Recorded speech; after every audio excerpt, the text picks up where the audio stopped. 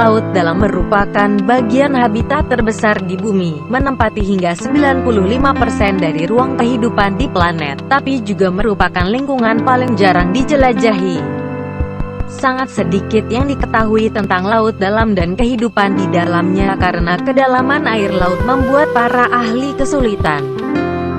Faktanya, manusia lebih banyak mengetahui fakta tentang permukaan bulan daripada tentang laut dalam. Laut dalam memiliki tingkatan yang berbeda-beda. 200 meter pertama mencakup lautan terbuka. Sebagian besar kehidupan laut yang dikenal manusia hidup pada kedalaman tersebut, di mana cahaya matahari masih ada.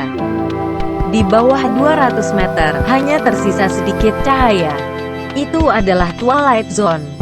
Setelah melewati 1000 meter, tidak ada cahaya yang masuk sama sekali dan bagian tersebut telah mencapai laut dalam. Ada beberapa fakta yang telah diketahui tentang laut dalam. Berikut ini 5 fakta mencengangkan seputar laut dalam. 1. Laut dalam lebih dalam dari tinggi Gunung Everest. Meskipun ada beberapa orang yang berani mendaki Gunung Everest, namun jumlah orang yang pernah menyelam ke titik terdalam lautan jauh lebih sedikit. Titik terdalam lautan terletak di Palung Mariana yang dikenal sebagai Challenger Deep. Jarak dari permukaan laut ke dasar Challenger Deep hampir 11 km atau 7 mil. Jika Gunung Everest dimasukkan ke dalam Challenger Deep, jaraknya masih lebih dari 1 mil dari permukaan air. Pada kedalaman itu, suhunya berada sedikit di atas titik beku, tekanannya lebih dari 1000 kali lipat dari yang ada di permukaan, dan banyak ikan serta invertebrata yang hidup di dasar laut. 2. Manusia memiliki peta Mars yang lebih baik daripada laut dalam. Menurut NASA, hanya antara 5 hingga 15% dari kedalaman laut yang telah disurvei dengan teknik sonar tradisional pada saat itu. Ini karena pemindaian laut dalam memakan banyak biaya dan waktu. Dalam kebanyakan kasus pemindaian dilakukan di tempat-tempat yang dilalui kapal.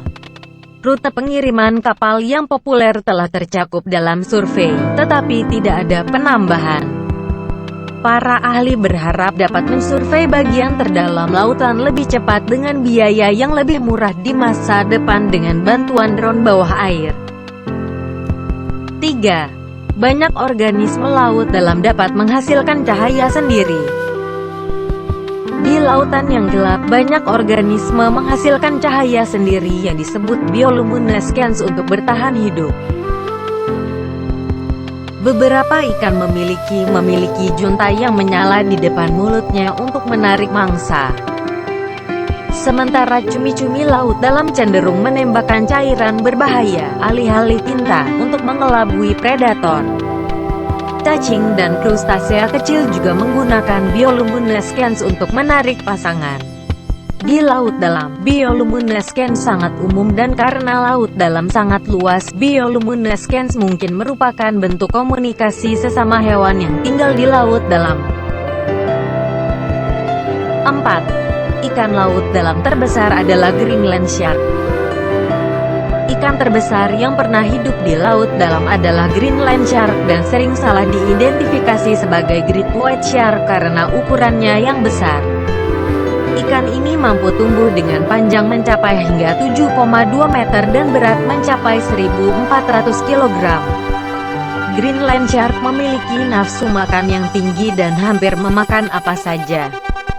Biasanya predator ini akan memakan belut, lungfish, flounder, dan hiu kecil lainnya, tetapi hiu ini juga akan memakan bangkai.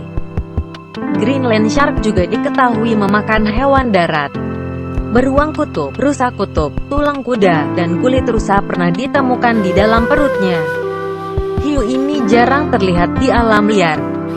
Baru pada 1995 para ilmuwan dapat menangkap gambar pertama Greenland Shark yang berenang di habitat aslinya.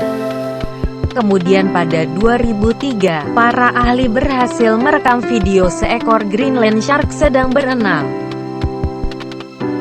5. tantangan terbesar di laut dalam adalah tekanan.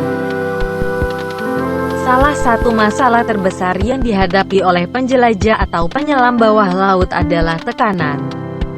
Untuk setiap 10 meter perjalanan lebih dalam ke laut, tekanan akan bertambah 6,47 kg pada setiap inci persegi lautan.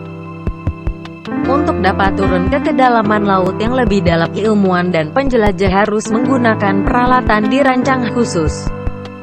Seperti kendaraan dioperasikan dari jarak jauh dan kapal selam berawak yang dapat beroperasi di bawah tekanan ekstrim. Sebuah kendaraan dioperasikan dari jarak jauh yang menyelam ke kedalaman 2000 meter mengalami lebih dari 1270 kg gaya yang diberikan pada setiap inci persegi permukaannya. Dengan kata lain, tekanan di Challenger Deep kira-kira 1100 kali tekanan permukaan.